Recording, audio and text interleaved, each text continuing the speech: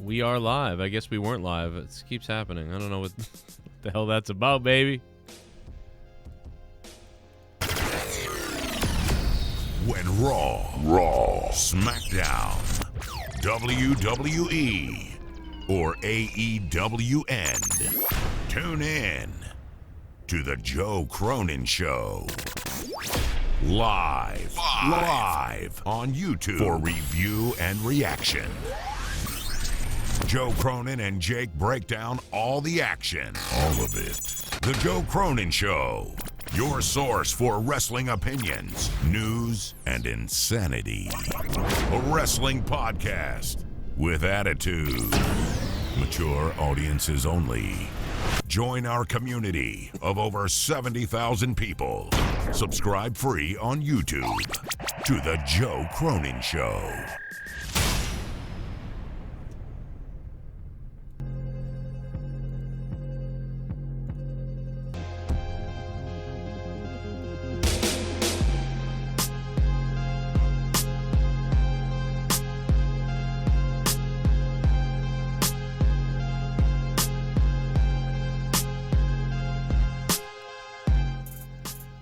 What's up, everybody? Good afternoon. Buenos noches. Buenos tardes.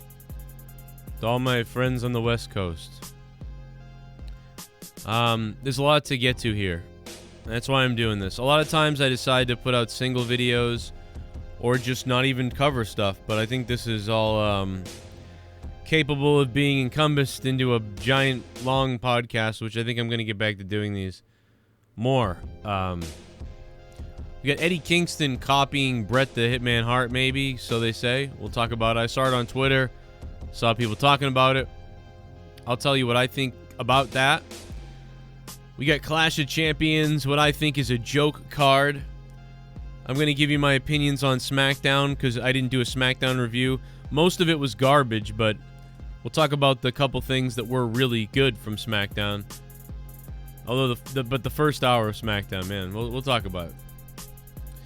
We got a lot of questions. I have a lot of questions from you guys on Patreon that me and Jake didn't get to with Famous B the other night on Out of Nowhere with Famous B. Me and Jake were all talking so much we literally forgot to do the questions on Patreon. So I've got a couple sets of those.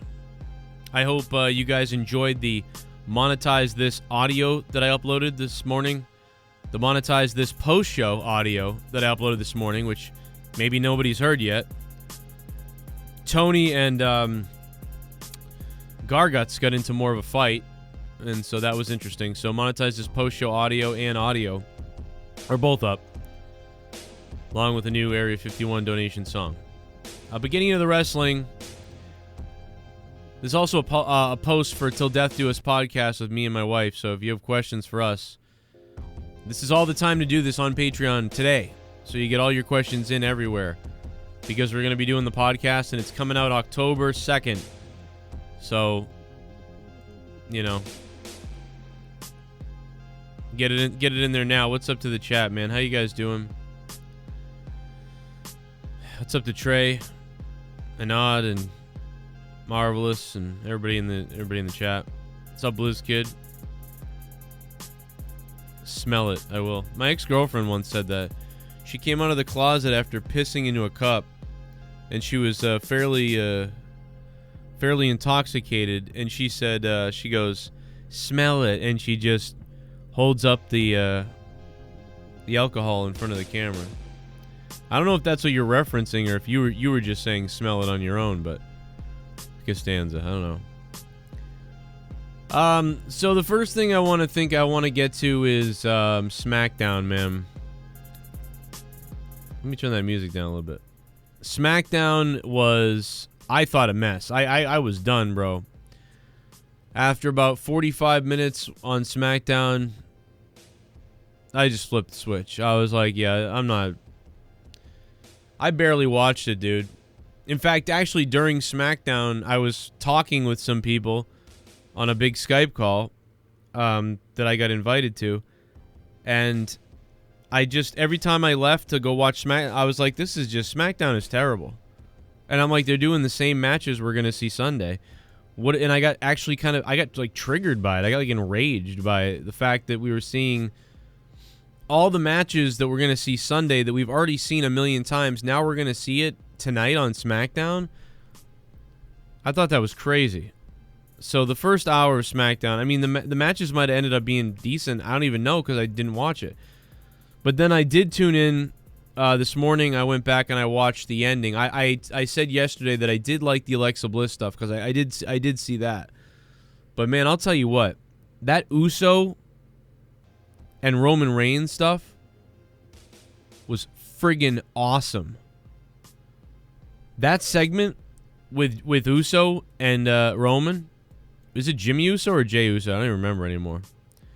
Dude, this segment, this whole thing was fire. This is exactly what we said 5 years ago. 5 years ago. Can you imagine if they had made Roman this guy 4 years ago, 3 years ago? Dude, you had an audience booing the hell out of him. You had a top heel that was like straight up booed to hell. And it would have been epic. You know, but you didn't do it. I got to tell you, man. Dude, first of all, Uso on the mic was great. Roman on the mic was great. Roman Reigns, that's one of his best promos. That's some of the best. He wasn't even on the mic. He was just yelling at Jey Uso on the ground. But, dude, him yelling at Jey Uso on the ground was unbelievable. The stuff he was saying, like, I'm going to feed my family and feed your family. I feed the whole family with this. But that was great. But what Jey Uso said in the ring was great. You could have had him say everything he said except for... Okay, so he says... You know what they say when they see you? They say, there goes Mr. WrestleMania, the big dog, the world champ, the top guy, WWE, Roman Reigns. You know what they say when they see me? Which one is he? Or whatever the fuck. Dude, that was amazing. I gotta go find the clip of it. Dude, that promo and the look on Jey Uso's face, he looked for real in that promo. Dude, I will bash people until the end of time if it's not good in WWE. This was sick. Seriously. And I just did it a minute ago. I went, which one is he? Jey or Jey? I don't even remember. See? He's right. That's why it was so sick. And he looked angry. And he looked for real. He stared a hole at Roman Reigns. Why can't I provide for my wife and my kids, your nephews? Sick. I've been battling this my whole life. You've been number one. You've been on top. There goes the big dog. There goes Roman Reigns. There goes Mr. Main Event, Mr. WrestleMania. That's crazy. You know what they say when they see meals? Which one are you? Bro, that promo was friggin' fire, dude. That promo was fire. Finally.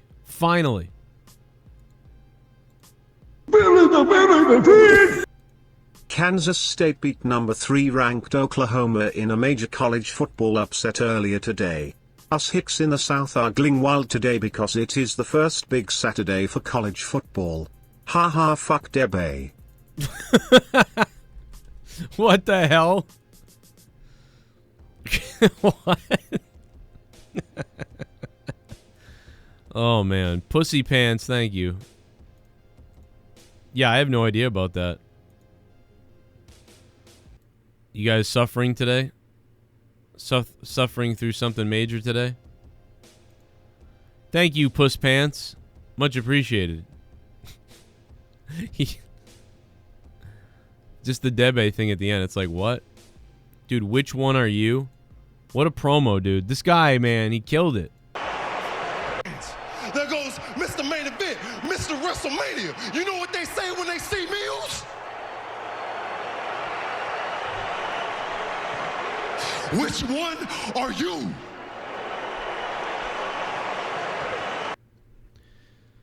That's some crazy stuff, man. So you know, it's too bad that I turned off SmackDown within the first hour, and I had been like, yeah, I'm not even doing this, and unfortunately, I missed the best part. So anyway, there you go, man. That was the best part of SmackDown. I really didn't watch it coherently, so I couldn't really give you a good rating, but I'd dare to say it was at least a 5, maybe, with that ending and segment and promo.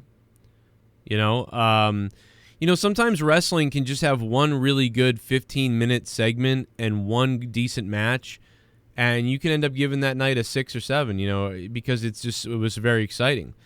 That 1 or 2 segments can really make a whole night and can make everything else kind of fall into the supporting role of things, right? So, like, even if you have, you know, 70% of the night was just regular, mediocre, whatever, if you have, like, a couple things that stand out really, really good, you tend to give the whole show a better rating, you know? And so, hey, man, I wish I watched it now instead of doing what I was doing, because I was actually talking to people that I thought were, like, everybody was cool, and I was like, wow, it's so good that everybody gets along, and then I found out that that's not true, so I guess.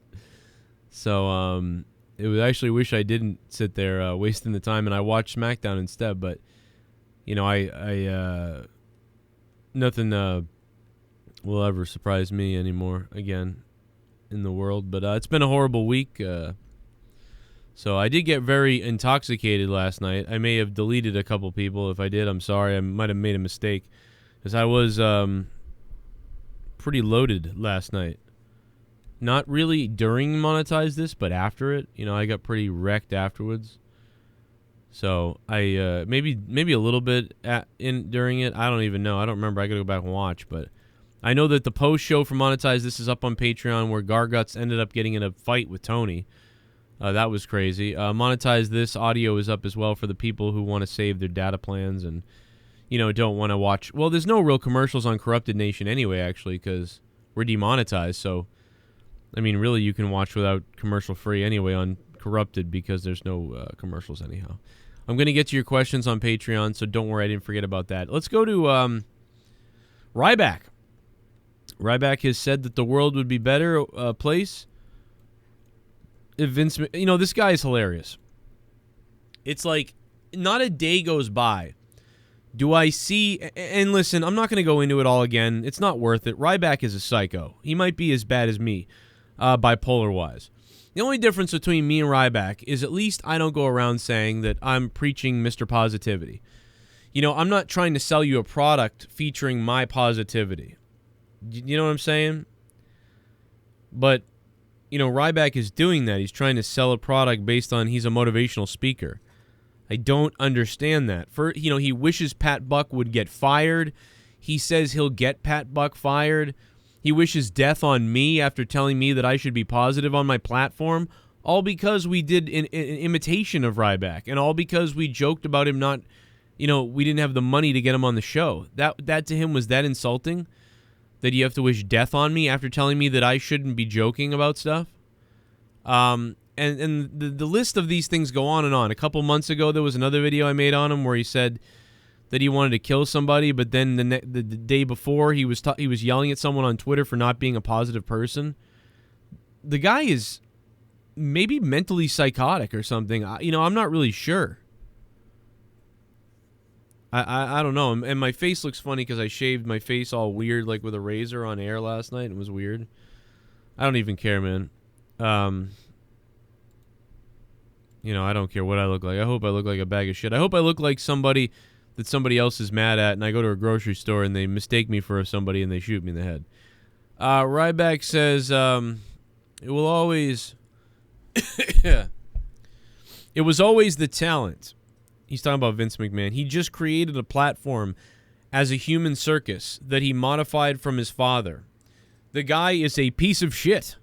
Can't stress this enough. World will be better place when he passes. This isn't wishing death, but stating an opinion I believe to be true. Well, the similarities between me and Vince McMahon are very clear. I'll tell you that. A lot of people that see me as this person who just manipulates what he can out of talent, and then they whatever. It's very similar.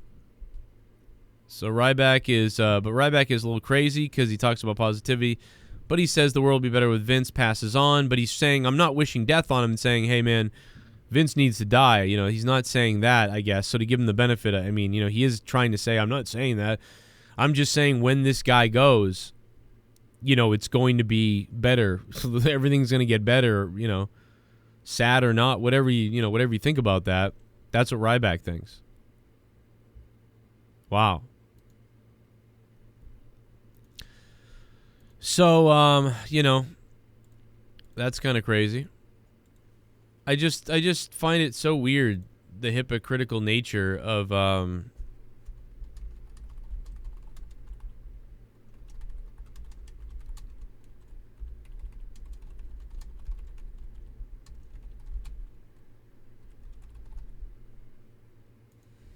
on a minute.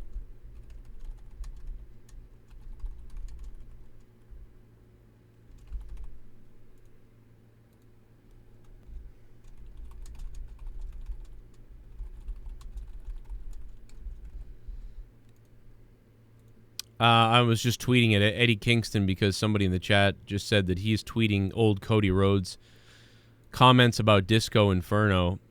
Yeah, I'm going to give you my thoughts on the Eddie Kingston thing in a minute.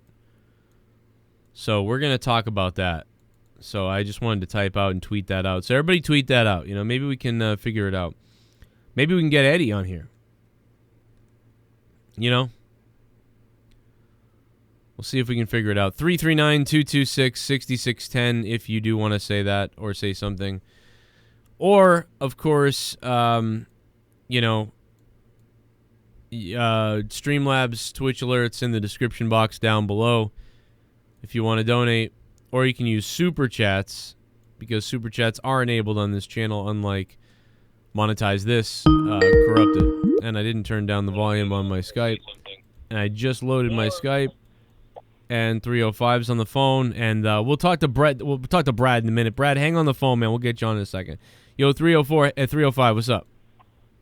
Hi, Joe. I have a question, actually. What are your honest predictions for this whole Aaliyah Mysterio thing? Do you think she's going to turn on Ray and turn on her family and join Seth Rollins, or do you think Buddy Murphy's going to turn face and turn on Seth Rollins and try to talk to, like, apologize to Rey Mysterio and the rest of the family and stuff like that? No, I think that she's going to be tricked for a little while into believing that this guy's, you know, she likes him and he didn't do anything wrong and all these other things, and then basically, you know, then she'll come back to the family.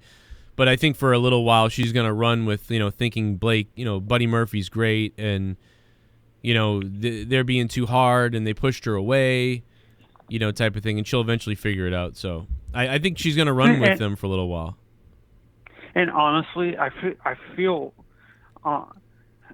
it felt weird that Dominic didn't stand up for her or at least get involved in that segment, like standing up for her or agreeing with his father, saying, like, you're not old enough to understand the business. I know she was on TV when she was younger, but it was like when she was 5 or 6. But I understand like, she's naive to understand what a guy like Seth Rollins is capable of. I think it's what Ray meant by she's too young to understand it. I think that's what he meant.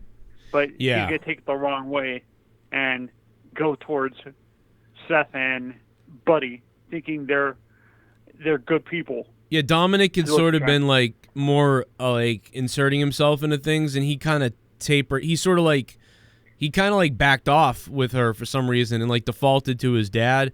But you would have thought with the way he was taking charge of things that he would have stepped in and been like, you know, what are you doing? But I think because they kind of needed to go with this whole story of, like, you know, Ray pushes her away kind of by trying to – he's sort of like he's trying overprotective. He's being overprotective, and then, like, that obviously gives her a reason to actually doubt them and want to push away from them because he's like, you're naive and stuff like that. But if he had just said, you know what I mean, I just want to keep her safe, you know, she might have not left. But because he kind of went, you know, you're naive, you don't know, that insulted her. pushes somebody away. And I think if Dominic had stepped in, like it would have fixed things, right? In real life, if Dominic had stepped in, but because of the story, we have to let her break up a little bit from her family and have this sort of aren't you kind of worried problem. She's not ready for that big? That she's not. I think that's what they. And there's fans that are saying that she's not. She doesn't have the experience of being on TV besides this, but this is just like little small segments. I don't think she has good enough acting skills to be able to pull some of this stuff off. I think that's what fans are worried about if they go with that storyline. Well, I did see some people saying that, like her acting, blah blah blah, but I don't know, man. Like what I watched was I've seen worse. You know what I mean? Like I've seen worse and she could get better. She's young. She needs to learn. I think she is going to get better because the fact that she can already do what she did makes me think, maybe she'll get better. Kind of like when Stephanie McMahon first came on the scene, she was a little more quiet and stuff like that too. But I mean, she had very good skills. I think pretty quickly. What they should do is have Steph tutor her, train her a little bit, because Steph has that same experience that people saying she didn't deserve to be on TV in the first place and stuff like that. Yeah, I don't even know if I would do too much tutoring, but I would definitely be like, hey, watch these videos. This is me when I first had to debut on TV when I was like 21, and it was like kind of a shock and whatever. Because Vince definitely threw them on. Vince definitely was like, put your family on. This isn't, I don't think this is them being like, yo, I want to be on. I think this is Vince like, hey, yeah, you're going to go out there, yeah. And honestly, I think there's still going to be a suspicious thing going on with the Uso Roman Reigns match. And I think what's going to happen is when Jimmy comes back, they're going to turn both them heel and partner them up with Roman as a stable, to be honest. Yeah, that's it. Yeah, well, I thought that a while ago, but now I think Roman might destroy Jey. And then he's going to move on to Jimmy and then, like, beat up Rikishi. And then, he's going to really just destroy everybody to make him Until The Rock comes back? Yeah, until The Rock is there. I mean, I really think that that's what's going to go on, because otherwise I would think that he would just right away start being with Jey Uso right away. So, thanks for the call, man. Good call. 857, what's up? Yo, Joe, it's me, your main man, Dan Kennedy. What up, Dan? How's it going, bro? How are you? Good. I've been doing good. It's been a while since I called in the show, so I figured I'd call up when the lines weren't too busy. Well, I miss your privates, brother. Oh, I know you do. No, what's going on, man? So what's up? I had a crazy idea for the Clash of Champions ending between Roman and then which one he's facing. Jey, yeah. So I was thinking the whole match could be like Jey is slowly starting to look like the Uso's gonna win. Mm-hmm. Right at the end, that's when the other Uso comes in and screws him over. Oh wow! So then, like, he's with Roman. Yeah, and it's sort of like he's the Uso that got screwed over is now on the outside, and Roman slowly start to incorporate the family, and it sort of pushes that one Uso on the outside, sort of deal. Yeah, and then he brings him back eventually. I mean, they could do that. I mean, that could happen. That's not too bad for, like, being able to get a storyline out of this, and then eventually getting him back, so then you can do that storyline. Mm-hmm. But I think they really want. I almost think they want Roman just running as this lone wolf type of thing. Yo, Dan Kennedy, thanks for the call, man. And so, like, I think Dan, love you, buddy, too. By the way, Dan's the man. I'm Dan too. I think what's going to happen with this is I really think that Roman is going to win. He might even cheat, and he's going to win. And after he wins, he's going to beat the shit out of Jey Uso. Like, he is going to, like, damage him, like, with a chair around his neck, around his legs, whatever. I just think Roman is going to just break this guy into pieces. I think then his brother is going to be looking for retribution on him. So I think then, it shows that Roman's turning his back on his family. Like, fuck you. You know, I'm Roman Reigns. I got Paul Heyman. I got money. I got the belts. I'm smart. You know, you're stupid. That doesn't matter if we're family. You know what I mean? I'm smarter than you because I can make better. I can make more money than you, and I can beat the shit out of you. You know, and I'm smarter, and I got Paul Heyman. So, you know, I don't think that. I think he's going to destroy his both Jey and Jimmy Uso. And then after that, I think you know, maybe Rikishi gets in the ring and goes, "Yo, why would you do this?" You know, type of thing. And of course, you know, I think he might even take out Rikishi. You know? So I think that's what we're setting up for. And thank you, Puss Pants, for the $3.50, Puss Pants. Much appreciated, dude. Joe, how are you going to watch the Celtics versus the Heat, the pay-per-view at the same time? With a tablet. Or with my other screen, my other computer screen. I got 3 computer screens. That's how I'm going to do it. So I will watch on all the screens. This officially buries Heyman. Wait, what buries Heyman? I think it buries Heyman if he joins with the Usos. I don't think it buries Heyman with what I said. He takes out Rikishi. That's Omega Heat. Yeah, I mean maybe that does because Heyman always talks about the legacy and his family and stuff like that. And listen, you know, it doesn't even matter if it doesn't lead to The Rock, right? Like, let's say The Rock doesn't come back and show up and be like, you know, I'm here to whatever, because that would be crappy without a audience. That would kind of suck. But it's not even. It doesn't even matter if it doesn't lead to that. Like, if it doesn't lead to that, it doesn't matter.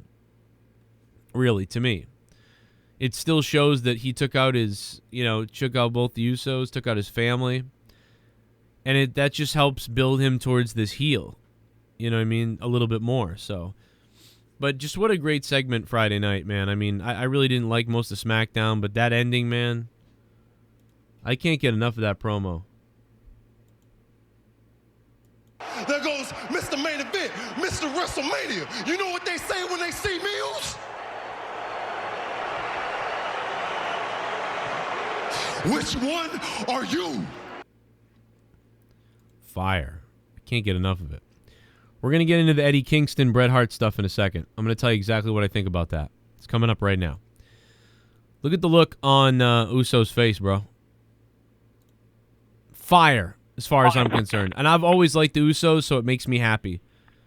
Really makes me happy, man, because I've always liked the Usos so much. Got to be one of my favorite, like, top 10 tag teams of all time at this point. You know, unfortunately, they could have done more than they've done. They've been this sort of middle of the road, like lightweight, let's go tag team. But they really could have been a step above that. They kind of remind me if the Rockers like never broke up. But the problem is they really should have reached a higher, like, maybe they will, I don't know. I just feel like they should have reached another level that they didn't quite hit. And it's not their fault, I don't think. 769, what's going on, man? Hey, Joe Cronin, how you doing? What's up? How are you? I have a question. If you were a businessman and you were trying to figure out which one would be worth more, you would be like, it would be either the women's division in WWE or the WNBA. Which one do you think would be worth more? The WNBA or the what? The women's division in WWE? Yeah. I'd say the women's division in WWE because the WNBA loses more money. Oh, okay. Well, the reason I asked because they're both like secondary to like their male counterparts, and I was, trying to see which one would be worth more. I don't really kind of agree. I don't think they're comparable because, the WWE, a woman could become the number one star in the company. So does that make her? There's no real division. Like, you know what I mean? This would be like if there was a woman's only show on Tuesday nights, and none of the women competed on any of the other shows. And you put money into producing that woman's show, then I would say that's comparable, and I could tell you who's losing more money. And in that case, probably the WNBA may be worth more money because I don't think the WWE would get many ratings on that. But even with that, let's say the women only got 400 to 300,000 viewers on that night. That still may bring in enough money that it's still worth more than the WNBA, because I'm pretty sure that the WNBA incurs a loss every year. So I think, I'm not really sure, but I'm pretty sure the WNBA only exists because people are losing money on it. And whatever that means. Oh. Okay. Thanks for the call. Thanks for taking my call. Yeah, man. I appreciate it. We can look up the facts and the numbers on that later if anybody wants to. But as the current state of wrestling right now with women, that doesn't even compare, because it's not comparable. Because I think Becky Lynch is more popular than any WNBA women's basketball player. So I would think that even though there's no women's show like that, Becky Lynch alone is worth more than any WNBA player's jersey. I think Becky Lynch sells more T-shirts than any WNBA star. I think Becky Lynch might sell more jerseys and T-shirts or whatever you want to say than a whole team in the WNBA. Maybe even the whole goddamn league. I don't know the numbers, but it's probably. So, WNBA is a charity case. The WWE women's division, if you added up all the women and what they make, maybe they don't make as much as the men, but it's not close. I don't think it's really not when I think about it. WNBA is basically like, we have to do this because of women, like, in our kid, like, here's the money, keep losing money, who cares?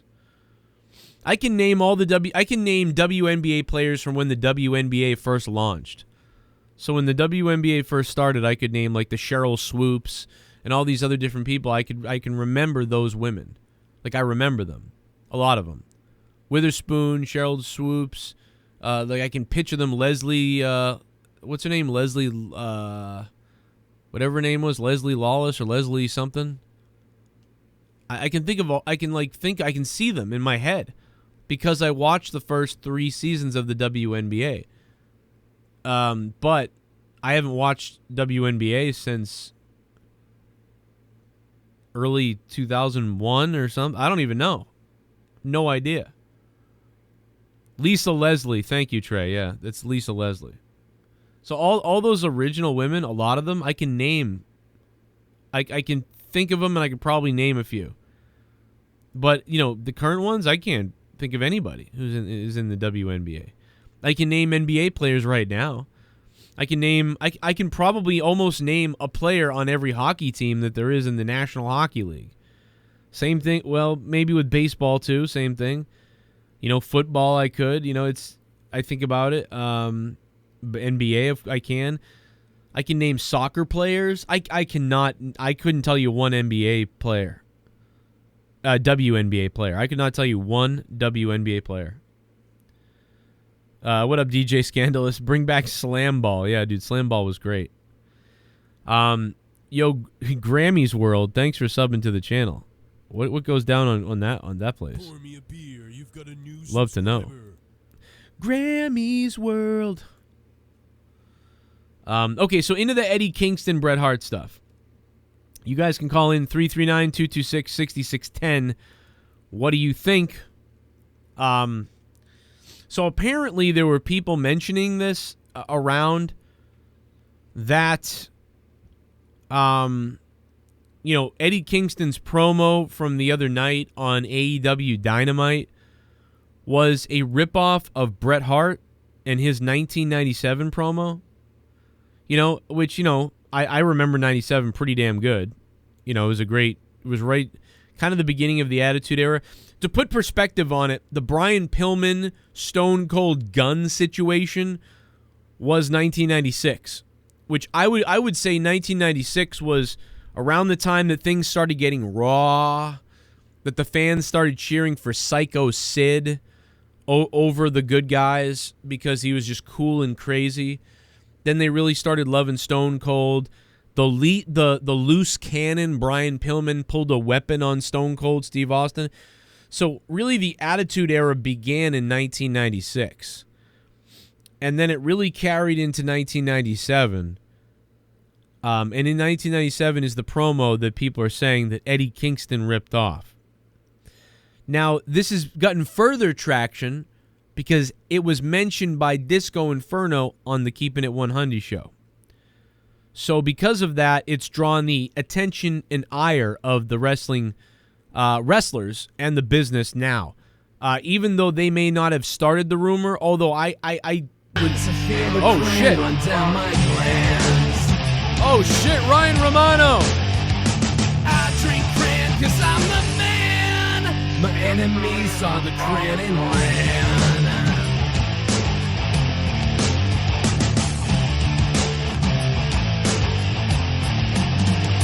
Cran man, come on, make me believe in tasty.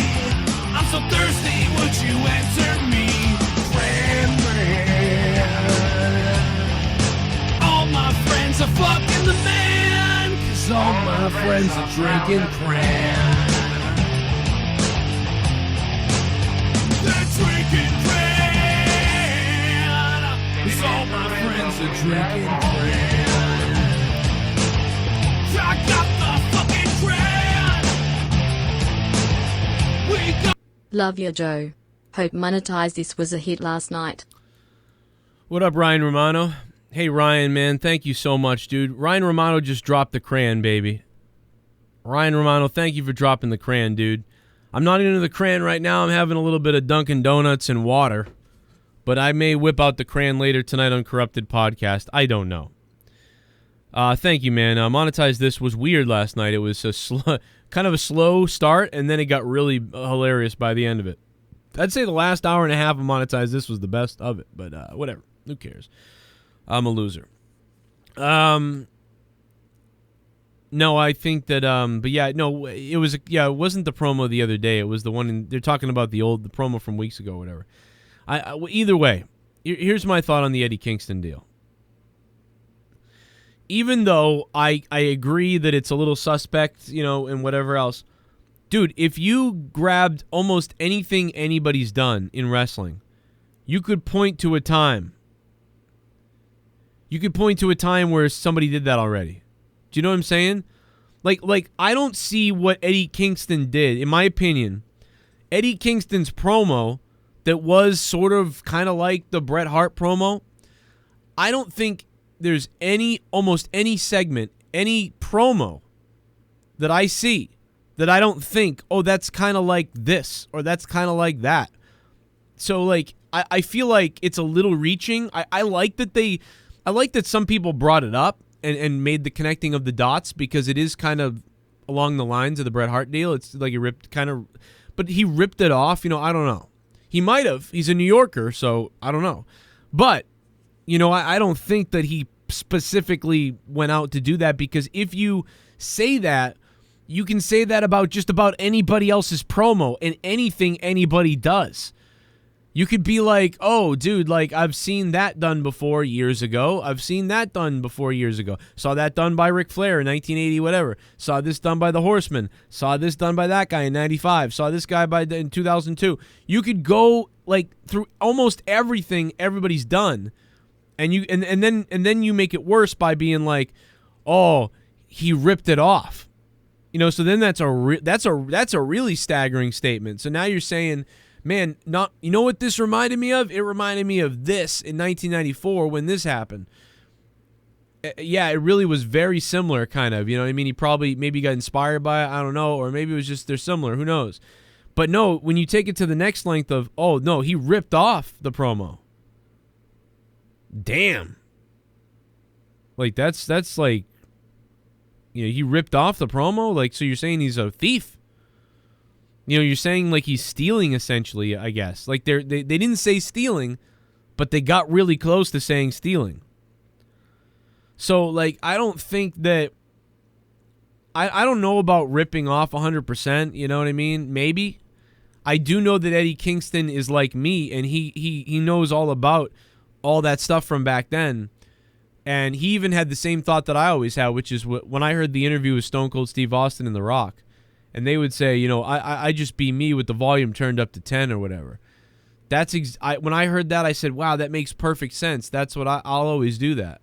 I even do that here on YouTube. I do that on my shows. I be me, but then I fucking flip the switch to 10, you know what I mean? Because the real me in real life is way more toned down than the me on this camera. And sometimes that affects fucking relationships in life, because you're like on here talking crazy, and then I'll get off and I'll be on the phone with someone and they'll be like, wow, you're way more calm, but why are you, you know? And it's like, well, I'm not really that mad about it. I was just doing that on the show. Oh, you know, and it's like, so I understand that, whatever, but I think that he watched a lot of that stuff and he was thinking about a lot of these things when he cuts certain promos. But I think the guy is too off the cuff a lot of times. And he is smart about how he thinks about his promos. So, you know, I understand that you think that he's, you know, but to say he's ripping off somebody at this point, like, I'm like, oof, I don't know if I can do that, man. I can say, wow, look at the similarities, kind of weird, you know, I don't know, but there's a lot of things like that. Oh, well, move on to the next thing. But to say he's ripping it off is like, you know, I don't know if I can go that far. Ryan, thanks for the $17. 309's on the phone. Hey, what's up? What's going on, man? What's going on, man? How you doing? You know who it is, yo. Yori the Don. Oh, Yori. Yo, what's up, dude? I'm the man. I'm the guy who called you the old man the other day. No, I'm just playing. I'm an old bitch is what I am. Before I was going to get into the topic that I was going to talk about, I just wanted to ask you if you knew what the Urban Dictionary of slapjack was. Oh, yeah, that's like something, ejaculation thing or something like that, yeah. And you slap somebody. Yeah, you slap somebody with a goddamn jizz on your hand. Yeah, with dude. A handful of fucking cum. I thought it was hilarious. Well, you know, Pat Patterson probably came up with it, so, you know, to be honest, it's understandable. Hey, did you ever watch that video of Ricky Starks and the Ryback confrontation back 7 years ago? No, I haven't seen that. So he got in like a beef with him? Yeah, bro. You know, it kind of looked like the freaking JD Ryback situation. If you watch it, it literally looks like a prison scene where Ryback is literally about to rape somebody. He gets like literally 2 inches away from his face and then slaps him around with a cake, and then he power bombs him on a table. It's the fucking most funniest shit you ever seen. So he did the same thing he did to me when he was like cutting a promo on someone. Yeah, exactly. And listen, I'm not saying, by the way, going back to the Eddie Kingston thing, I'm not saying that Disco and Conan are wrong. They might be 100% on. But I also want to remember that Eddie Kingston has, you know, a little reputation in the business, I think, and they also worked with him before. So they may have some kind of weird ill will towards him I don't know about. Now, maybe not. Maybe they were just being honest, but they may have some kind of ill will, and they saw one tweet from somebody, and they were like, oh, let's bury him for this. You know, I don't know. They could have been doing that. They might not be. I don't know either, but whatever. But, yeah, so I got to look that up. All right, so Ryback, is it like a real fight, like a shoot in the back? Yeah, it's, you know, it's like the same. It was basically like the same shtick Lance Archer was, you know, just beating up random people. But you can just clear as clear as day that it was what's it called, Ricky Stark that he did it to him. But the shit just looks funny. He literally got like an inch away from his face to start talking shit. Then he was like, "Yo, you hungry?" And then he fucking grabbed a piece of cake on his hand and slapped the shit out of him with it. And then he fucking powerbombed him through the table. That shit fucking yo. I'm telling you, you gotta watch that. But my other question was, I heard that PAC was probably gonna come back. They were saying it in a recent podcast, or I think it was a interview or something. But who do you think PAC's next feud should be when he comes back? Because I feel like there's not a lot for him to do right now, as everybody right now in AEW got like a story or something booked. I think that that he should maybe wrestle somebody like like Kenny Omega or something like that again, or maybe go in for one of the new guys, like maybe him and like Brian Pillman Jr. Maybe Brian Pillman Jr. could take the pin for him, and then maybe after Brian Pillman Jr. gets in the ring with PAC, they could have some good matches, and then they could start building Brian Pillman like, hey, this is the son of Brian Pillman, and here's how he got here, and here's what he's about, and start really building something, some kind of character behind Brian Pillman Jr., since they're going to be using him, and he has this legacy, and he's pretty good in the ring. And so I think him versus PAC would be a nice start. How about a situation where PAC comes back, and how the Lucha Brothers had almost a feud the other day. Kingston had to hold them back from each other. How about maybe PAC comes back, maybe starts a beef with Kingston, and then PAC ends up being partners with one of the Lucha Bros, and then Kingston becomes a partner with one of the Lucha Bros, and they have like a tag battle or a storyline in that situation. That's kind of cool, because if they're going to break them up, then that'd be kind of cool if they were going to break up. I don't really think the Lucha Brothers should break up, but I heard that could be happening, so... Yeah, I mean, I agree with that. But, I mean, if they had to break them up or they wanted to break up or something like that, I feel like that would maybe be the best situation. Yeah, that'd be kind of cool. I'd be down for that. And one of them has to change his name, right? Like the Pentagon has to change his name, I think, right, to something else. He's got to be like I don't know. I don't remember anymore. Somebody in the chat will probably remind me. But... Yeah, I don't remember it either. And then just one more question. What do you think Orange Cassidy next feud should be? Because he seems like he's in limbo right now. I don't think he's been fighting anybody new or anything. So that's just my last question. Who do you think Orange Cassidy next feud should be? And if you were a booker or a storyline teller, how would it be? Yeah, with Orange Cassidy, man, I'll let you go, brother. Thanks for the call, Yori the Dawn. Thanks, man. And Ryan Romano, man, thank you, Ryan, for the $17, man. Thank you so much, dude, for really helping me out with this stream, with that donation, and Puss Pants as well. Also for the dorks out there in the video games, I'm going to be talking about the new Diablo patch on my gaming stream, and I'll be talking about UFC tonight.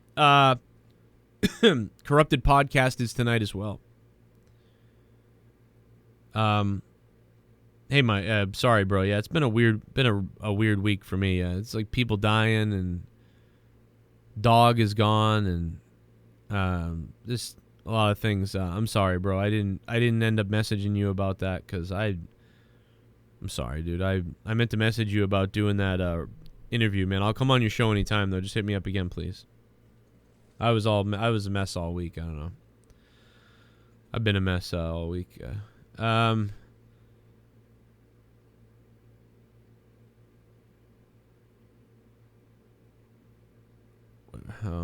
Where was I? Yeah, we'll see, man. I'm gonna go over Clash of Champions now. I'm gonna talk about I'm not gonna do the predictions because I already did the predictions. So I don't want to redo the predictions again, but I do want to go over the matches and give my opinions on the matches and what's going on.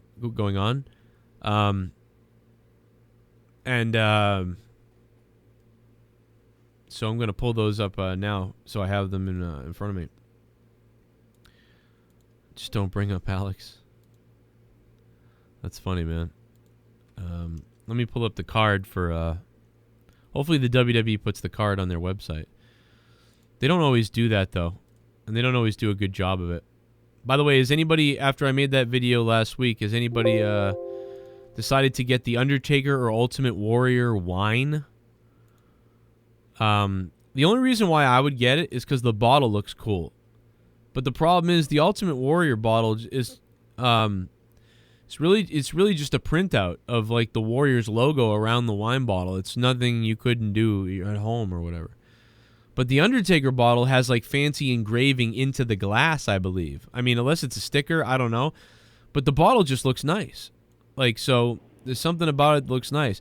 I'm gonna pull up Clash of Champions now, and I'm gonna look into it and check out the preview. 407, what's going on?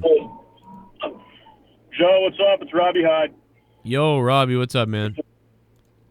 What's going on, man? So, all right, so Raw, I've been wanting to kill myself every time I watch it.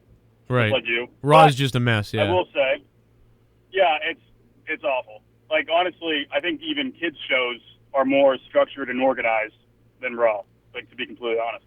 But anyway. I agree. I will say one thing I have liked I like Drew McIntyre's character. I do like that.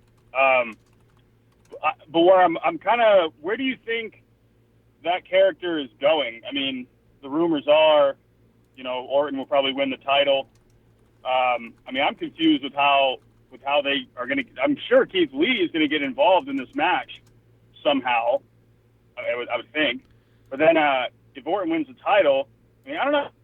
I'm wondering what do you think Drew McIntyre's long-term plan is? Do you think he gets involved in the storyline? Do you think he stays in the title picture all the way to Mania? I mean, I don't know. There's also rumors of Orton and Edge having a match at Mania for the title. I mean, I don't know. McIntyre to me is one of my favorite characters right now.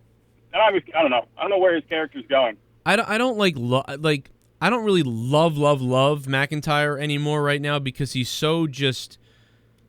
I used to like him a lot. I didn't love him, but I think he's good, and I think he's a good champion. He's good on the mic. He's just kind of a solid guy. He kind of reminds me of like when Roman was doing this, Roman was trying to do this too, and Roman really reminded me of Diesel. Like he just kind of was like, at the time I used to think I'd rather Sid be champion than Diesel. Like I like Sid better than Diesel. And so, like, that's how I feel. I feel like Drew McIntyre is Sid, although he speaks better on the mic. And, Roman was Diesel. Although now I think Roman's good because Roman's cutting heel promos. So now he's pretty interesting, where Drew's trying to be the Mr. Good Guy. But then you got, what's-his-face, Keith Lee, who's super Mr. Nice Guy, and that sucks. So this is all terrible. It's all bad all around to me no matter what. Like, very... very same thing every time. I'm Drew. I'll beat your ass. I'm the champion. I like him. But there's nothing really that entertaining right now going on with him at all to me. And, I think that Jake thinks that there's definitely going to be interference, which is a great call. I think that's very possible. But, I think I picked Drew to just continue winning, but I know they really want to get this belt to Randy. So, if Keith Lee interfered, that would give Randy gets off with the belt, and now Drew McIntyre has a reason to beef with Keith Lee. But now you're going to put two faces against each other, and they're going to be faces against each other? Or are they going to sort of send Drew, the more heelish version of the guys, and make Keith Lee the ultimate good guy? But he attacked and ruined the match for Drew, so wouldn't Keith Lee then be the heel? So I don't know what the hell they do with that. Yeah, I mean, I don't know where they're going, and it feels like they had something good going for a while, and now it feels like they're kind of just going week by week. I can't see anything long term for Keith right at the moment.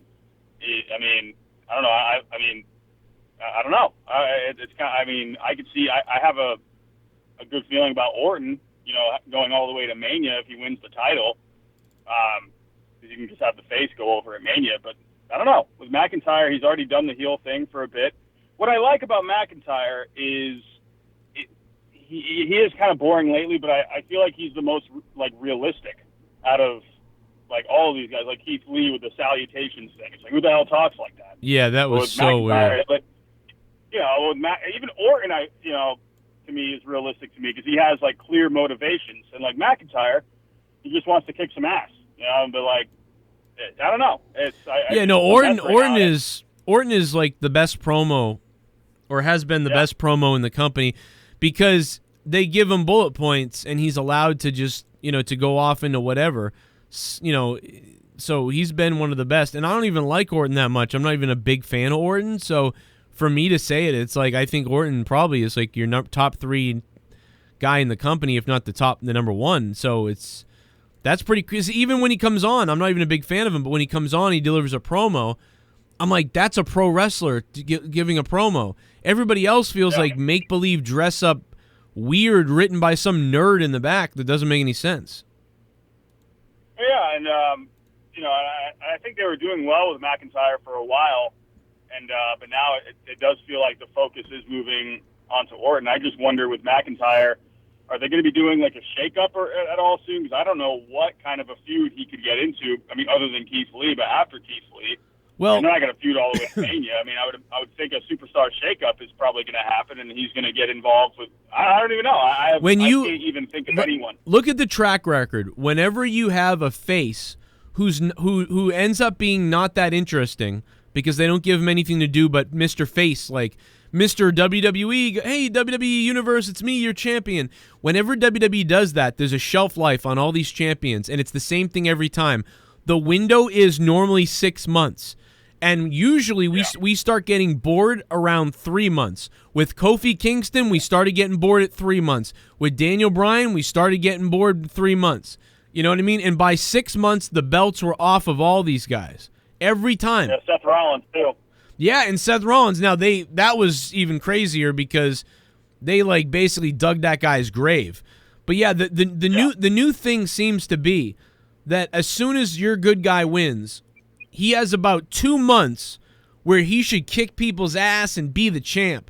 And then in that third month, they need to get the belt the hell off him and make him the underdog guy again, because it's just every time it goes nowhere. Now, I think that they could run with the good guy champ for a longer time if they allowed the good guy champ to then do cool, interesting, fun stuff. But instead, they make him this raw, safe guy, and they kind of change his character a little bit. Whatever he was when he was getting over as a heel or whatever, they kind of dial him back a little bit. And, you know, with Stone Cold Steve Austin, they didn't really do that because they were like, no, this is what the people love, so keep him this way, and just they'll just going to cheer for him, so he will just by default turn into a face. And although they did the big switcheroo with Bret Hart. But that's what the key is usually. If you get a guy who they just love the way he is, and you don't want to turn him to face, well, then the key is to make somebody hate it even more who's a heel. And so that's why Roman would have worked as a great heel against Drew McIntyre. But the problem is they've dialed Drew McIntyre back a little bit and made him a little bit more of a, hey, Mr. WWE, what's up? Hey, fans, welcome to Monday Night Raw. They make Drew say that at the beginning of the show. They make Seth Rollins say that at the beginning of the show when he was champion as a face. Seth had to come out and be like, welcome to Monday Night Raw. Like, and it's like, dude, can you, fuck you, just bring out Vince then. Vince, if you want to do that and you want to welcome everybody and do the thing, bring out an announcer who can say, ladies and gentlemen, we're live tonight. Please welcome the WWE Champion and welcome to Monday Night Raw. And, like, have the things go off and have the champion come out and let the champion cut a fucking promo instead of being like, well, yo, welcome to, what's up, WWE Universe? Welcome to Monday Night Raw. You know, it's like, what the fuck are you doing? You're the champion. Why are you welcoming me to the show like you're Vince McMahon? It's Vince McMahon's words. That's all it is. And it's like, it makes sense when an announcer says that. It doesn't make sense when Seth says it, when Drew says it. So now whoever becomes champion, the good guy champion, is going to come out and go, hey, everybody, welcome to Monday Night Raw. It's like, what is this, a late night show? Like, fuck this. Yeah, I agree with everything you said. I do have one more question before I get out of here. I'm gay. What's going on with Daniel Bryan lately? I haven't seen him at all. Is he having like a baby or something? Or yeah, his second child was born a couple months ago now. Oh, do you think he'll come back in time for Mania and maybe get involved with something? I would say Royal Rumble, and I know that one of the reasons why he's not back is because of COVID, and the safest time to come back would be 6 months after the baby was born, because the doctors, the mortality rate of if a baby were to get sick, the baby has like a, you know, there's like almost, I think there's like a point, whatever the fuck, it's a very minuscule amount, but still, like if there's 10,000 babies, one of them might die, you know what I mean? But if he comes back in 6 months, and you have 10,000 babies, chances are most likely no baby would die. So it's like whatever those stats are, I don't even fucking know. But so he's playing it safe and waiting 6 months, I believe. The baby was born. Let me see, Daniel Bryan. I think it was 2 months ago. August 2nd. No, I'm wrong. So it wasn't even 2 months ago. Well, yeah, it was almost 2 months ago. August 2nd, September, October. Yeah. So I was almost dead on. Look at that. Well, my wife watches all the Bella stuff. She follows the Bellas on YouTube and all these other things. You wouldn't even think Leah would watch them, but she does, man. She knows all about the Bellas, the names, everything. So Yeah, so what's today? Okay, it's September, October, November, December, January. Yeah, so he might be back for the Rumble, I would guess. Well, I'm wondering if they, because I don't think he's going to be involved in any main title picture. Maybe like a match at the Rumble against, like, I could see, honestly, with maybe a match between Bryan and Roman, kind of reignite that rivalry a little bit, maybe at the Rumble or something like that. Yeah, maybe kind of like a bridge match, like he did with Bray Wyatt at the Rumble last year. Well, kind of like just to get Bryan. Can you imagine if Bryan won the Rumble, was a face?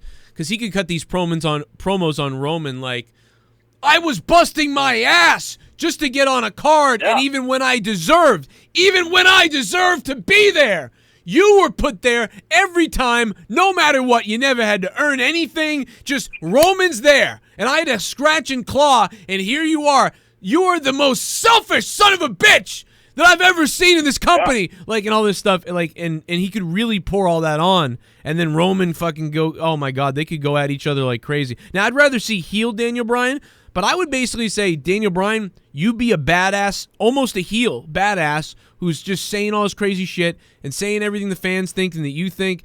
And Roman, you're doing the same back to him, and here's what we're gonna do. And they could create some fire to a WWE World Title match at WrestleMania for Roman's title. Daniel Bryan wins the Rumble. Sign me up for that, dude. I'd actually be into that. Yeah, would you rather have that, or would you rather have The Rock and Roman?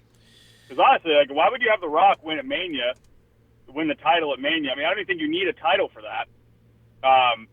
No, yeah. I don't know. Or I guess I don't know. I feel like you don't even need a title for that. You don't. Because would you have The Rock win the title, like kind of like CM Punk back in 2011 or 2012 or whatever it was? Like, well, I would have The Rock face him, and then I would have The Rock lose to Roman and put Roman over, but also Roman beats him up at the end too. So Roman's just a complete scumbag. Or you could have The Rock be the referee. The Rock could ref Roman and Daniel Bryan. That could be interesting. It does feel like The Rock has, like, I just, because he's already talked about Roman. I don't know what exactly he said. He was in like an interview or something. I don't know if you caught that. He said he would do it. He said he would love to do it or something like that. I feel like there's got to be like something going on, because I don't think he's making any movies or anything right now. So it's like, it almost feels like the stars are aligning in a way, because he's got really nothing going on movie-wise right now because of all the pandemic stuff, and I don't know if it's going to last that, Well, he just had COVID too. His whole family had COVID. But I would book it that The Rock is the referee, and they make it seem like The Rock is going to cheat and screw over, Daniel Bryan, and then at the very end, The Rock does the right thing for Daniel Bryan in the match, but then Roman still does something and wins the match at the very end, and then at the end of the match, The Rock, Roman thinks that The Rock is going to screw him or something, and then The Rock doesn't screw him. The Rock actually counts for him, and then The Rock raises his hand, and then at the end, as he's raising The Rock's hand, Roman turns and kicks him in the balls, and then fucking spears The Rock. So the end of WrestleMania, is Roman wins the title, retains the title rather, and he fucking, not only did he retain the title, but then even when The Rock sort of helped him, or at least was on, wasn't against him, he then turned on The Rock anyway and then beat the shit out of him at WrestleMania. Yeah, I could see something like if you were to do like a callback to the 2015 Rumble moment, have The Rock, or I don't know how you would do it. Maybe have Roman with a championship match at the Royal Rumble. Rock comes out, holds his arm up or something like that. Yep. And then Rock bottoms or something like that. And then it's like a great callback to the Rumble moment they had before. Or you do or Rock holds his hand up, and then Roman spears him or something like that. Like I think they got so many. Yeah. What I like about the idea of The Rock with Roman, not just because it's The Rock, but there's just so many things you can do. Like, there's so many opportunities you can do. And like callbacks, like you just said, there's so many callbacks to like all these things that happened 3-4 years ago. That's pretty interesting. Like, it wasn't interesting then, other than the fact that, wow, look, The Rock couldn't even get him over. He's raising his hand, everybody's booing. And maybe Roman resents that. So that's why you could have, I wouldn't have Rock attack Roman. I would have Roman attack Rock, because Roman's like, fuck you. Your shit you did 4 years ago is why people hate me. I didn't tell you to come in and raise my hand and do all this shit. I was fine on my own, and on my own was how I was getting over with the fans. And then, yeah, you had to come in here, raise my hand, and try to get try to tell people what I am or whatever, and I'm not. And that's what happens all the time in this family. That type of shit is there to right itself, is why Roman would attack The Rock. What I like about Roman's heel character is it offers so much more flexibility. I like that you can do something with The Rock. You could do something with Daniel Bryan. You can do something with Brock Lesnar eventually. That writes itself with Paul Heyman. Everyone talks about that a lot. There's a lot of things you can do. I kind of also wonder what Brock Lesnar's going to end up doing if he ends up coming back this year. I mean, I don't know. There's a lot of ways they can go, but it's the WWE. They'll probably find a way to fuck it all up. So. Good God, don't bring Lesnar back. But and Vince is literally jerking off in his office right now to a picture of Brock Lesnar. So I mean, he's jerking off. I'm jerking off to Robbie Hyde. Thanks. Yeah. Such good shit. Yeah. But you gotta. There's a lot of ways they can go, but. Alrighty, Joe. Thanks for having me, man. I gotta go. All right, bro. I'll talk to you later, I gotta go in a minute too. Thank you, Robbie. Yeah, I've been on the air for an hour and 4 minutes. I told Leah no more than an hour. So I've been on for an hour and 4 minutes. Let me wrap up real quickly by going through this Clash of Champions and just roasting this thing. I'll tell you what I think real quick. Going down the line, man. Michael Sachs Jr. Give me a hell yeah!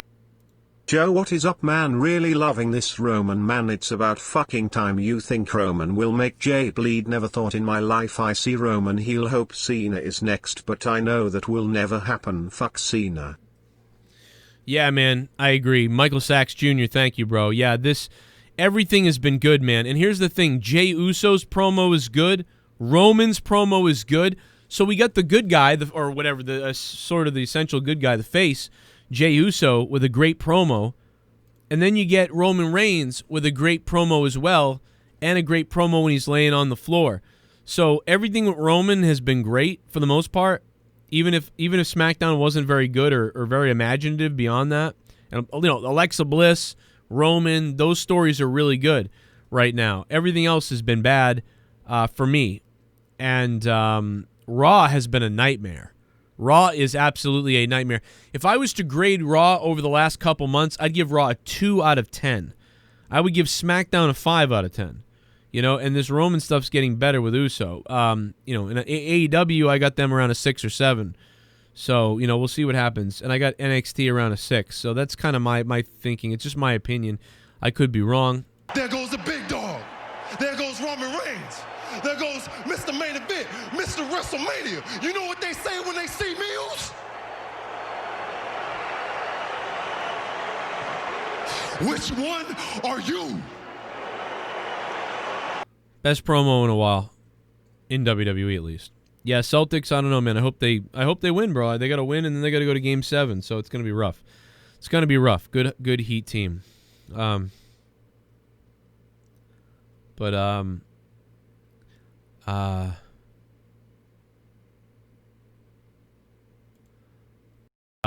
Street Profits versus Andrade and Street Profits versus Andrade and Angel Garza. It's like, dude, we've seen this 50,000 times. 50,000 times. I already gave my predictions on all this, so I'm not even going to go into it. I'm just going to say that Street Profits versus Andrade, Angel Garza, what a joke that is.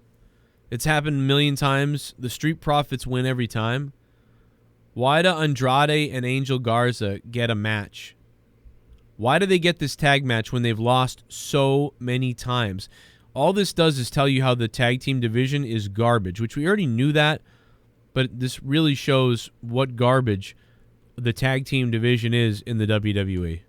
It's an absolute nightmare mess.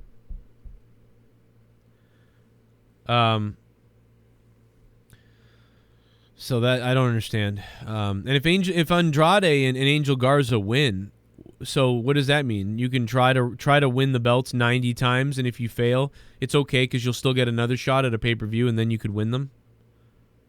You know, I don't understand. Asuka versus Zelina Vega, Raw Women's Championship. It's on the pre-show. Asuka wins this hands down. Not even gonna say anything else. Bobby Lashley versus Apollo Crews.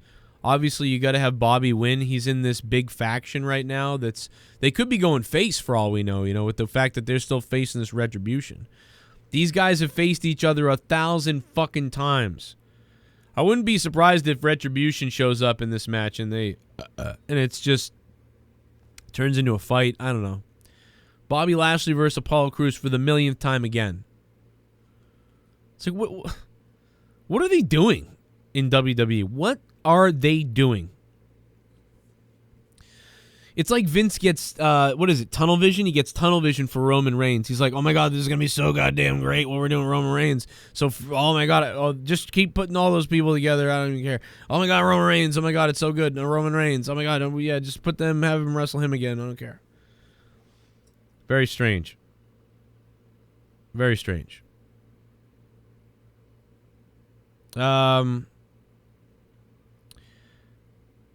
Bobby Lashley versus Apollo Crews. Just stop. Like, please. Jeff Hardy versus AJ Styles versus Sami Zayn. Why in the world?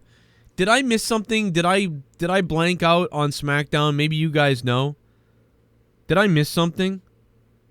Did they really do that match on SmackDown without the ladders? Like a preview of the match? They had the match, right? For it was like 30 minutes long. Why did they do that? Why did they give you the match before the match? That was another reason why I didn't want to watch SmackDown, because I was like, dude, I don't want to watch this right now because then I'm going to see it Sunday. And I'm going to be thinking, like, no, stop. No, don't do this. What are they doing?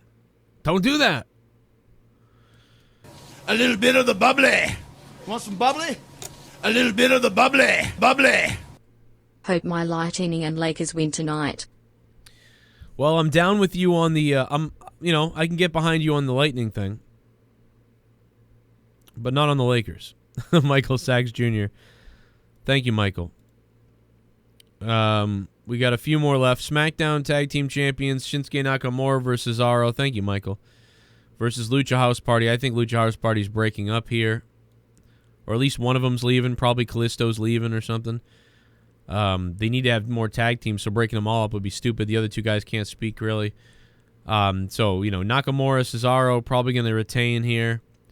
Hopefully this is going to lead to, unifying these belts or something. There's too many tag belts. There's no tag team division in WWE in either of the divisions, yet you have 2 championship titles, tag titles. Why, when you don't even have divisions? You don't even have enough. You really don't even have enough for one division. If you mixed everybody from Raw and SmackDown, you still may have an argument that the tag team division isn't strong enough. So why in the world would you have 2 different divisions? There's no point in this at all. So stupid. So Nakamura and Cesaro, I think me and Jake talked about this with Famous B on Out of Nowhere the other day, and I think we all pretty much went with whatever. Women's tag match, Nia Jax, Shayna Baszler, the Riot Squad. That's probably not going to be very good. Nia and Shayna, I know they've had some matches where they've been one of the most interesting things, though, which is crazy because I would have never thought that. Something about Baszler and Nia, I don't know, man. They got something. The most I've ever seen out of Nia. So there's just another match. I mean, this is really going to come down to, as we've said all week, if the pay-per-view and the wrestling is good. If the wrestling is good and people do a good job, great. But right now, the build to this is just piss. For the most part. The only build that there really is in any of this is Drew McIntyre and Randy Orton and Roman USO, Jey Uso. Then we got, women's title, Bayley versus Nikki Cross. I believe that Alexa Bliss is going to show up during this match, completely fucking tapped out of her mind. So we're going to see Alexa Bliss show up in the craziest state we've ever seen her in, and she's going to attack Nikki Cross as this full-on, like, Sister Abigail trance, whatever she is, involved in.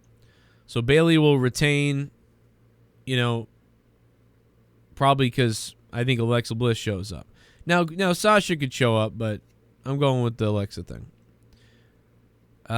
You know, that's not really interesting to me because I think it's just to set up Alexa Bliss. So that could be interesting depending on what Alexa Bliss does. Drew McIntyre, Randy Orton, that should be something. Hopefully that's a good match, but I don't have much faith in it. Two big guys doing the sluggish stuff in the around. You know, I don't know if it's going to work out. So my you know, forget who's going to win. That's a good match. That's a blockbuster type of deal. And then we got Roman versus Jey Uso, which is, I'm the most interested in Roman versus Jey Uso. And for 5 years on this show, a lot of times I would say I was never interested in anything Roman did at all. I was angry at it, in fact. I am very interested in this, although I do think Reigns will just beat him, and then Reigns will beat him up after. Severely beat him up after. But that is the most interesting thing to me. The second most interesting thing of the night to me is the triple threat, Jeff Hardy, AJ Styles, Sami Zayn, because it is a ladder match, winner takes all. That match potentially could be a classic. If it is not a classic and it's just really good, fine. But if it's anything, if this match ends up being below an 8, like a 7.5 or a 7, that will be disappointing to me. So unfortunately for these guys, they're going to have to live up to something. I'm putting them on a pedestal here. And if they don't destroy in this match, I will be let down because these guys should be able to have an all-time classic. They should steal this show. And if they don't, I don't know what to tell you as far as wrestling goes. So those are matches I'm interested in. So this pay-per-view could have the potential to end up being good, even though it was built mostly like shit. Like, it does have a couple of really good stories with Jey Uso and Roman and Drew and Randy and, you know, maybe one, you know, a little bit of the, but most of the other stuff is all very badly done. It's all stuff we've seen a million times over, stuff that was repeated on Friday and Monday, just shit. Like, some of the worst booking all year. Some of the worst booking in years is on this pay-per-view. But then there's a couple things that are really good that they've done. So, you know, it's kind of unbalanced, I would say. Very unbalanced. You know, 1, 2, or 3 things that are pretty solid, and then just absolute trash after that. So you would have liked to see the trash be a little more elevated. You know, stuff be like 5 or 6 out of 10 interest, and then maybe these top things. But instead, it's like a 1 or 2 out of 10 interest in most of these, and then a couple of solid things. You know, so I think it's super unbalanced. So it's really going to come down to how these guys entertain us. And yeah, I just said anus. I'm going to have a video out later on Diablo 3 and the patch notes on my Evil Spectrum 3 channel. If you're into that sort of thing, check that out. Tonight is Corrupted Podcast, so sign up on my Patreon if you can for a little as $1. $1. It's less money than this a month. A month. Less than this a month to get bonus content and to help me keep doing this on YouTube. And for $5 a month, which is almost what this is as well, $5 a month, you get 30 hours of bonus content a month on Patreon that you don't get anywhere. Tonight is the Corrupted Podcast. We want to see you guys there for it at 1 a.m. Tonight, 1 a.m. Tonight on Patreon for Corrupted Podcast. So sign up because it's going down tonight. I think I did everything. I think I got everything. I went over. Went an hour and 15 minutes. I lied to my wife now. See what you did to me?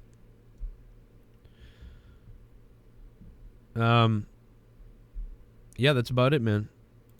I hope you check that stuff out. And I hope to see you tonight. McDonald's is $1.50. Too sweet. You know, what up, Too Sweet? Thank you, man. Caveman Austin, thanks for being a member. Arknolia Strokelbean, what up, dude? You and Dr. Earl tore it up, man. Thank you guys for being members down below. Arknolia Strokelbean is a beast. All right, I'm out of here. Listen, everyone, right. shut up! Leo! Listen, everyone, right. shut up! Leo! We got UFC tonight. I'll be talking about the UFC tonight. If you're on Patreon, you're going to get an alert on on your Patreon. You should. Questions are going to be up for Corrupted Podcast tonight. Make sure to ask those questions. I'm going to be doing a separate video in a few minutes answering your questions from Patreon that I didn't answer the other day with Famous B and Jake, and then I didn't answer here because, again, we ran out of time. So Patreon people, don't worry. I'm going to answer your questions. I'm going to put it up in a video. And, of course, me and Leah's Till Death Do Us podcast, October 2nd. Questions for that is up now. You got to scroll down a couple on Patreon. And remember, now you can search on Patreon. So even if you want to search episode 22 of Corrupted, or episode 15 of Morning Madness, or episode 10 of Note to Self, or whatever it is, you can search now on desktop or your mobile phone or tablet or whatever. You just type it in under the top. There's a search bar, and it actually brings up the exact things you're looking for now. Thank goodness Patreon fixed it. And speaking of Patreon, here are the $25 patrons of this month. The producers. You'll get your name put down below of every video during the month you were a $25 or above patron. Thank you guys for going above and beyond. And if you want to sign up for this, check it out on Patreon. You guys will help me keep doing these shows and keep doing all the shows I'm doing. And you're going to get tons of content and all that other stuff. So please think about jumping over there.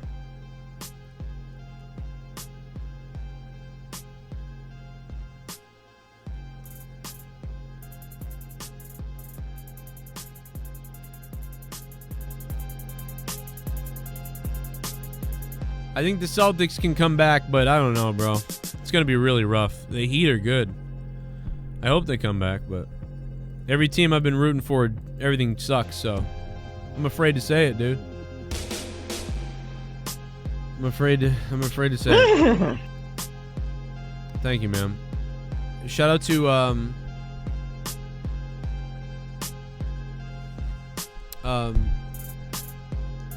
shout out to Ryan Romano, man. He was the top guy during this brief podcast. $17, man. Ryan Romano, thank you.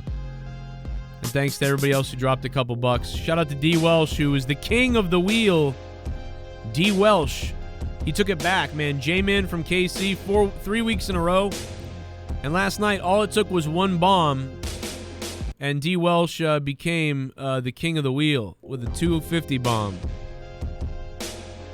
So shout out to the King D. Welsh. Pussy Pants, Ryan Romano, Michael Sachs Jr., and Michael Sachs with that last one. Thank you. Shout out to Steven Gurman for the sub on Twitch. Twitch.tv/Joe Cronin JCS. And I'll see you guys tonight for Corrupted Podcast.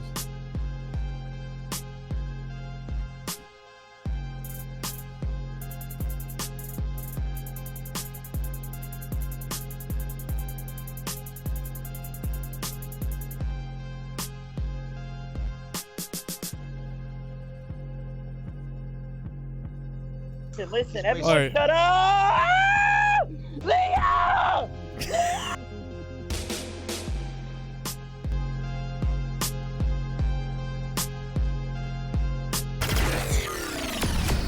When Raw, SmackDown, WWE, or AEW end, tune in to the Joe Cronin Show. Live on YouTube for review and reaction.